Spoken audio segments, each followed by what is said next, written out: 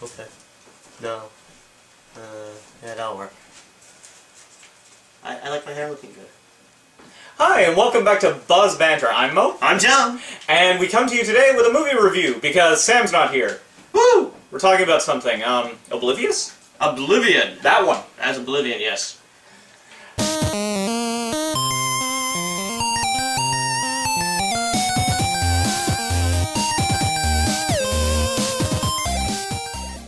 Yeah, so Tom Cruise plays another Jack character. I know, I mentioned that. We were sitting there watching a film, I'm like, is this like the 5th Jack he's played? But this time he's done a fairly competent job of it. I think so too. I think it's great to see Tom Cruise doing what Tom Cruise is good at. And that is running away from explosions and looking confused. So, the movie itself, it takes place a couple of years in the future. The Earth was destroyed by an alien attack, and now you've got just one man and one woman that are protecting these massive machines that are sucking up all of the water left on Earth. There are a bunch of deft twists and turns that the story takes. The big twist being just painfully obvious, but as a result of that, to the film's credit, you don't see the other twists coming. Except for the first one. So it has lots of really good twists. Yeah. I think the aesthetics of the film are awesome. The actual nuclear blown out and messed up Earth looks awesome. It actually looks like they took a look at the documentary series that was called After Us, which you guys should seriously check out, it was really good, where it just takes like 70 years for every human city to just be overgrown with vegetation. It doesn't actually take that long for the Earth to look like we were never there. And you get bits of that throughout this movie, and it's really nicely done. This movie is shot very well. Conversations and everything, the camera angles and all that are very nice. I love the condo that Jack lives in. I want that place. They have a pool though. There's a pool scene which is awesome and what probably gives it the PG-14 rating. But I would not swim in that pool. It is just way too dangerous. Glass bottom pool with no railings. Over 1,000 feet of space? Well, bad idea. Well, you notice how their entire balcony over just nothingness has no railings, and he walks across a thin bridge to his aircraft every morning and every evening, like wind gusts at that height. Well, I can accept that because you know there's a bunch of little problems in the film. My big little problem was that after humanity's just been utterly devastated and there's like no industry and nothing left.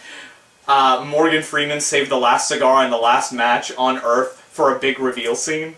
Because he knew that one day it would happen. Another thing I really liked about the film was how they kind of did a homage to science fiction films from the 70s. Like Last Man on Earth, Planet of the Apes, Logan's Run. With a huge amount of whiteness, the way everything's kind of streamlined.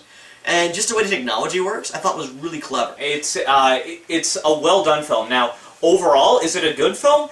Yeah. Yes, it's a good film, but it's not a particularly great film. It's the upper side of mediocre. There's nothing there was nothing particularly compelling about this film to me, because after like 2 or 3 twists, I'm just like, yeah, okay, I have everything that I need to know, and the only character I was really interested in isn't around anymore. So I don't. And then okay, look, another twist. That was kind of clever, and I still don't care. I'd say it's on the lesser line of greatness. Okay. I'd say it's more than a mediocre film. Okay. Mediocre to me is something I'd only rent. Yeah, I would recommend going to see this in theaters just because of the way that it's shot, like the nice landscapes and everything about it. It is a very well done film in terms of its aesthetic appeal. I think the story is very well done as well, though. It's well structured. It's just that there are certain the woman in the pod, I never learned her name because I never cared about her. Oh, no one cared about her. I think that was half the point. No, but that was the problem, that you're supposed to care about her and you never do. So overall score out of 5, what would you give it?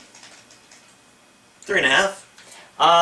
Yeah, I'll give it a 3. It's watchable, it's enjoyable, but it's not particularly thought-provoking or just that interesting. Yeah, I thought it was solid. I thought it was a great popcorn film with a little bit more thought to it.